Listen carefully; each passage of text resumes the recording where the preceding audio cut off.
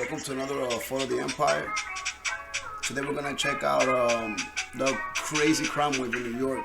Murders are up, shootings are up, mugs are up. They're targeting old people. They're targeting the young. They are committing these crimes brazen. They're targeting paramedics. They're targeting cops. It's like if apocalypse has descended on New York City. They're beating up women in the middle of the street viciously in the subway station. There's gropers and scooters. Pepper spray sales are up crazy, like it's crazy. And the people that are to blame for this are walking around Washington, D.C., clean-faced, chilling. And they're gonna keep voting them in. Now, I go around saying New Yorkers to survey, and I make fun of New Yorkers when this happens. I have very little sympathy for them. But that's not right of me, and I'm gonna stop doing it. Because if there's one New Yorker in there that's got sense, it's not fair that he's going through, because the majority of them are fucking knuckleheads that won't take 5 seconds to put their emotions to the side and see what's really going on. And maybe what's really going on isn't what you want to hear. So they vote on their ass, and these are the results. Let's check out this new article. In the search tonight for the suspect who brutally beat and nearly killed a New York cop. That officer tonight, recovering in the hospital. It turns out he's just one of nearly 20 victims of this dangerous and violent mob roaming the streets of Queens and the Bronx. Here's Eyewitness News reporter F.O.E. Take a look at this new surveillance video released by the NYPD. These are the 4 men police say violently robbed an off-duty police officer and fractured his skull.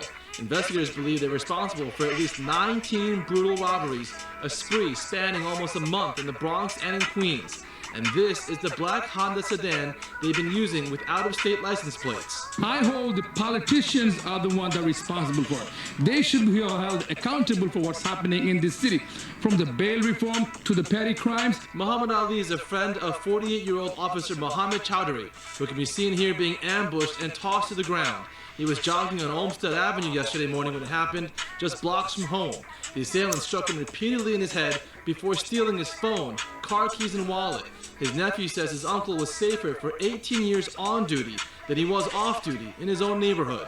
He's almost close on to retirement in 2 years, and nothing like this ever happened to him, or he has ever encountered anything. In this video from Monday morning released by police, you can see 3 of the suspects jump out of the Honda as the 4th acts as a getaway driver. Cops say here they're about to rob a 36-year-old man on Quimby Avenue. One flashed a knife as the other stole a phone and wallet.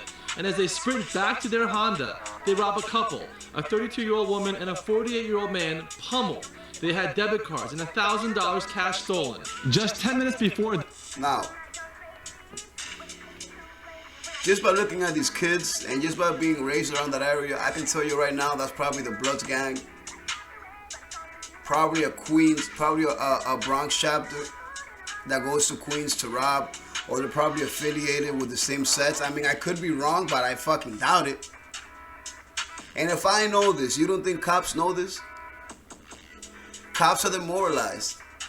And they're not, even when you call the cops, they're not showing up on time. They're not doing their work. You guys defunded them. You took $1 billion from them. And you demoralized them. And these are the results. And who passed these laws? People that cannot relate to this situation. Or people that are too dumb to see what's going on.